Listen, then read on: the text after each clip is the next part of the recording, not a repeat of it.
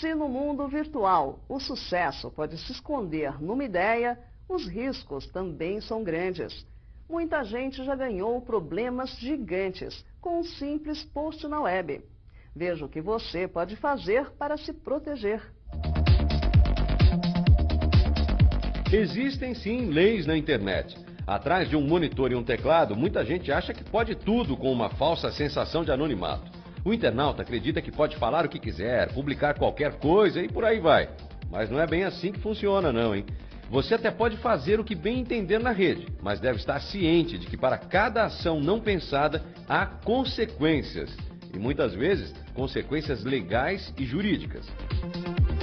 Tudo que a gente faz na internet tem as suas consequências, né? Sejam elas, por exemplo, uma responsabilidade civil, pagar uma indenização, seja em casos mais graves até uma consequência criminal. Todo usuário tem que ter em mente aquilo, que existe uma sensação de anonimato na internet, mas dependendo das circunstâncias, dos serviços que foram utilizados, o rastreamento dele é possível. E aí o que acontece? A pessoa pensa que nada vai acontecer e sofre uma desagradável surpresa. Na verdade, o problema é quando o usuário extrapola seu direito à liberdade de expressão. Por exemplo, ofensas são passíveis de punição no mundo real ou no mundo virtual. Entra na mesma categoria quem publica uma foto alheia sem autorização prévia. Isso sem falar nos que violam os direitos autorais de músicas e filmes. A turma dos podcasts, por exemplo, que muitas vezes usa músicas comerciais em seus programas, deve tomar cuidado e sempre respeitar a lei do direito autoral. Caso contrário, o prejuízo pode ser grande quando forem surpreendidos por uma cobrança sobre a utilização do material de determinado artista. O podcast é uma categoria à parte, um acordo feito, e a gente tem o direito de utilizar as músicas, mas para isso a gente tem que pagar também de acordo com a utilização, de acordo com o alcance do programa, né?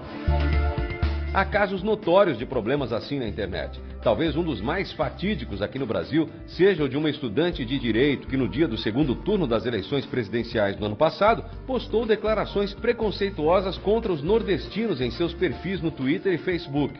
A estudante foi denunciada por racismo e incitação pública à prática de crime. Isso além de perder o emprego.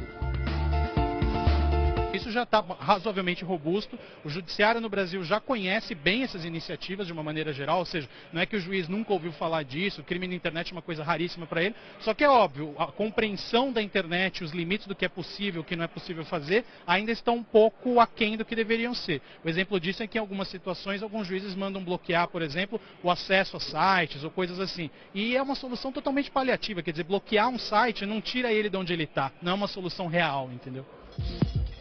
São mais de 30 mil decisões judiciais relacionadas à internet no país. Uma delas é a deste garoto, Gustavo Cardial. Em seu blog, ele não mediu esforços e resolveu atacar uma empresa que estaria aplicando um golpe. Sem pensar duas vezes, ele publicou fotos dos donos da empresa, informações pessoais deles e até o endereço da mãe dos suspeitos. Resultado, Gustavo está sendo processado por danos morais.